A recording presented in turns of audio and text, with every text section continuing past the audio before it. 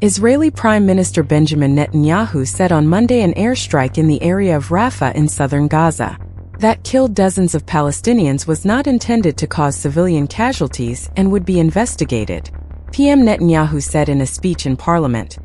In Rafah, we already evacuated about 1 million non-combatant residents, and despite our utmost effort not to harm non-combatants, something unfortunately went tragically wrong.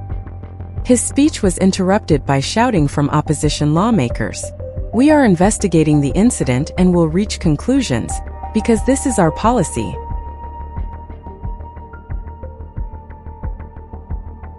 An Israeli airstrike triggered a fire that killed 45 people in a tent camp in the Gazan city of Rafah, officials said on Monday, prompting an outcry from global leaders who urged the implementation of a world court order to halt Israel's assault.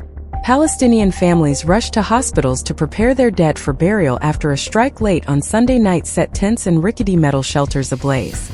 Survivors said families were preparing to sleep when the strike hit the Tel al-Sultan neighborhood, where thousands were sheltering, after Israeli forces began a ground offensive in the east of Rafah over 2 weeks ago. Video footage obtained by Reuters showed a fire raging in the darkness and people screaming in panic. A group of young men tried to haul away sheets of corrugated iron, and a hose from a single fire truck began to douse the flames. More than half of the dead were women, children, and elderly people, health officials in Hamas-run Gaza said, adding that the death toll was likely to rise from people with severe burns.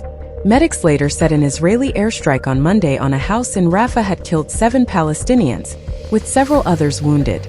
Israel's military said Sunday's strike, based on precise intelligence, had eliminated Hamas chief of staff for the second and larger Palestinian territory, the West Bank. That followed the interception of 8 rockets fired towards Israel from the Rafah area in Gaza's southern tip.